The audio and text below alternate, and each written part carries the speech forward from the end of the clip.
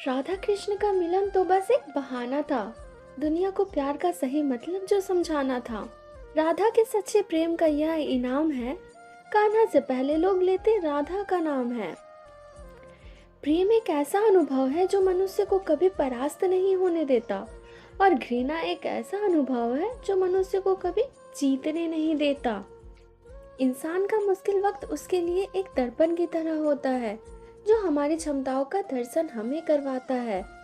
इस पूरे ब्रह्मांड में ऐसी कोई ताकत नहीं जो इंसान की इच्छाओं की पूर्ति कर सके, क्योंकि इंसान की इच्छाएं एक समुद्र के समान होती हैं, जिसे कभी भी भरा नहीं जा सकता। अगर आप जीवन में असफल होते हैं तो आपको दोबारा प्रयास करने में कभी घबराना नहीं चाहिए, क्योंकि जब आप दोबारा प्रयास करते हैं तो आपकी शुरुआत सुनने से नहीं बल्कि आपके अनुभव से होती है।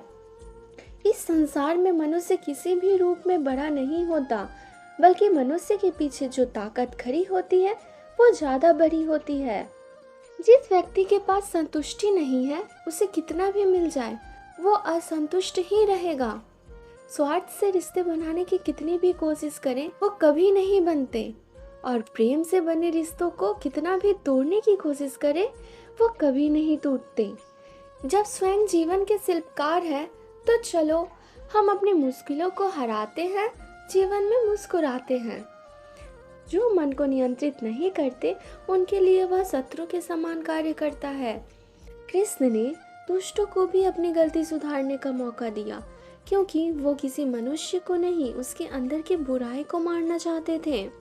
तो उतने ही बाहर निकालने चाहिए जिन्हें वापस भी लेना पड़े तो खुद को तकलीफ ना हो। जीवन में कभी भी किसी से तुलना मत कीजिए, आप जैसे हैं सर्वश्रेष्ठ हैं। बड़प्पन वह गुण है जो पद से नहीं संस्कारों से प्राप्त होता है। परायों को अपना बनाना उतना मुश्किल नहीं है जितना अपनों को अपना बनाए रखना होता है। हमेशा छोटी छोटी गलतियों से बचने का कोशिश किया करो, क्योंकि इंसान पहाड़ों से नहीं पत्थरों से ठोकर खाता है। रिश्तों को निभाने के लिए वक्त निकालिए, कहीं ऐसा ना हो जब आपके पास वक्त हो तो रिश्ते ही ना बचे। वक्त और अपेक्षा बदलते ही सबके असली चेहरे सामने आ जाते हैं, या फिर हम में कुछ कमी आ जाती है या वो अभिनय अच्छा करने लगते हैं। जहाँ एक निराश मनुष्य किसी भी काम में उसका दुश्मनीमान खोज लेता है, वहीं जिज्ञासु और आशावादी मनुष्य हर मुश्किल कार्य में भी एक अवसर खोज लेता है। किसान की भी क्या मजबूरी है, यहाँ उसकी छत टपकती है फिर भी बरसात की दुआ भगवान से करता है। अध्यापक और जीवन में बस इतना ही अंतर है। अध्यापक उपदेश सिखाकर परीक्षा लेता है और जीवन परीक्षा लेकर उपदेश सिखाती है। घमंड में डूबे मनुष्य को ना तो स्वयं की चूक दिखाई देता है, ना ही दूसरों की कोई बात अच्छी लगती है। हमारे जीवन का सबसे बड़ा सौभाग्य आपको पता है क्या है? जब हम रूठ जाए तो हमें मनाने वाला भी कोई होना चाहिए। पीड़ा जब होती है तब स्वयं को चोट लगती है, वरना दूसरों के तो सिर्फ रक्त ही नजर आते हैं, उनकी पीड़ा नहीं। संसार को समझने से पहले स्वयं को कठोर कर, नहीं तो ये संसार कुचल कर रख देगा आपकी हिम्मत को। सुगंध से हमारी कपड़ों का महकना कोई बड़ी बात नहीं है। आनंद तो तब आएगा जब आपके आचरण से सुगंध आए। सूरज कितना भी तेज हो, क्या इस महासागर को सुखा सकता है? उसी तरह आशा का सागर एक असफलता से खाली नहीं हो सकता। किसी पर पक्का विश्वास नहीं करना चाहिए, क्योंकि नमक और शक्कर का रंग हमेशा एक जैसा ही होता है। किसी ने भगवान से पूछा कि तुम्हारे सबसे करीब कौन है? पता है भगवान ने क्या कहा? वो मनुष्य जिसके पास बदला लेने की शक्ति हो और फिर भी उसने किसी को माफ कर दिया। इस दुनिया में मैंने अपने काम से काम रखने वाले लोगों को भी देखा है। मैंने लोगों को बदलते नहीं बेनकाब होते भी देखा है। मुझे इस आकाश में ऊंचा उड़ना सीखना है, चाहे कितनी बार जमीन पर गिरना पड़े। इस संसार में सभी लोगों का मृत्यु अटल है, पर वास्तव में सभी लोग अपना जीवन जीते ही नहीं है। मनुष्य कहता है जीवन मिला है अपने तरीके से जीने के लिए, लेकिन वही मनुष्य सुबह होते ही किसी और के रास्ते पर जीने चला जाता है। जब आपके जीवन में चारों ओर हताश और निराश हो, जब दुखों ने आपको हर जगह से घेर रखा हो, तब आप सच्चे मन से कृष्ण जी के नाम का दीपक जलाना और अपना सब हाल श्री कृष्ण को सुना देना। श्री कृष्ण स्वयं आपके सारे दुख हरने आएंगे। श्री कृष्ण कभी भी हमारा हाल नहीं पूछते। श्री कृष्ण अपने सच्चे भक्तों पर हर घड़ी नजर रखते हैं। प्राचीन समय की बात है, एक राज्य में राजा राज करता था। उसका राज्य खुशहाल था, धन धान्य की कोई कमी नहीं थी। राजा और प्रजा खुशी खुशी अपना जीवन यापन कर रहे थे। एक वर्ष उस राज्य में भयंकर अकाल पड़ा। पानी की कमी से फसलें सूख गई। ऐसी स्थिति में किसान राजा को लगान नहीं दे पाया। लगान प्राप्त न होने के कारण राजस्व में कमी आ गई और राजकोष खाली होने लगा। यह देखकर राजा चिंता में पड़ गया। हर समय वह सोचता रहता कि राज्य का खर्च कैसे चलेगा। अकाल का समय निकल गया, स्थिति सामान्य हो गई, किंतु राजा के मन में चिंता घर कर गई। हर समय उसके दिमाग में यही रहता कि राज्य में अगर अकाल पड़ गया तो क्या होगा।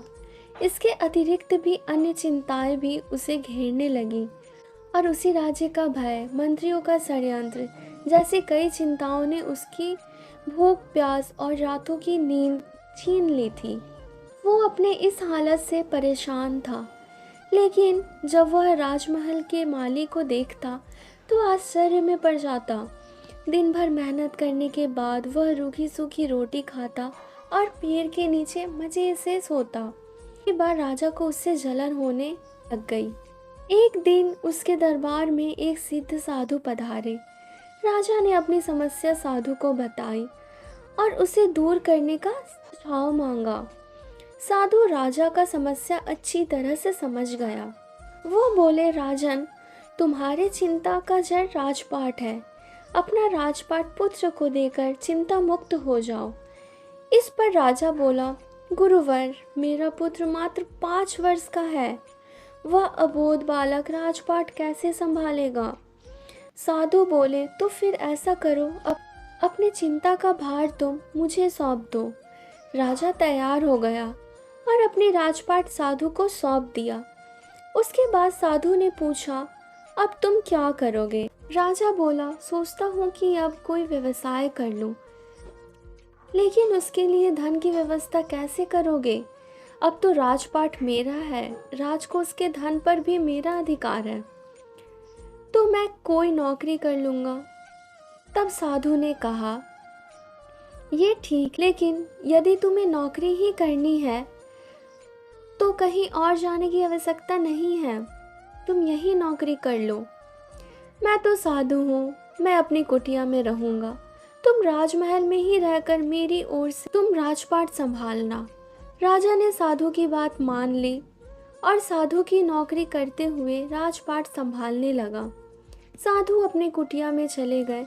कुछ दिन बाद साधु पुनः राजमहल आए और राजा से पूछा, कहो राजन, अब तुम्हें भूख लगती है या नहीं, तुम्हारी नींद का क्या हाल है। तो राजा ने कहा, गुरुवर, अब तो मैं खूब खाता हूँ और गहरी नींद सोता हूँ।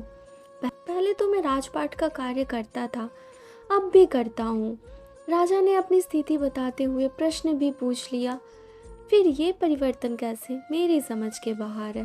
साधु मुस्कुराते हुए बोले, राजन, पहले तुमने काम को बोझ बना लिया था और उस बोझ को हर समय अपने मानस पटल पर ढोया करते थे, किंतु राजपाट मुझे सौंपने के उपरांत तुम समस्त कार्य अपना कर्तव्य समझकर करते हो, इसलिए चिंता मुक्त हो। इस कहानी से हमें क्या सीख मिलती है। जीवन में जो भी कार्य कीजिए अपना कर्तव्य समझकर कीजिए, ना कि बोझ समझकर। यही चिंता से दूर रहने का मात्र एक तरीका है। इस वीडियो में बस इतना ही, मिलते हैं अगले वीडियो में। हरे कृष्णा, हरि बोल।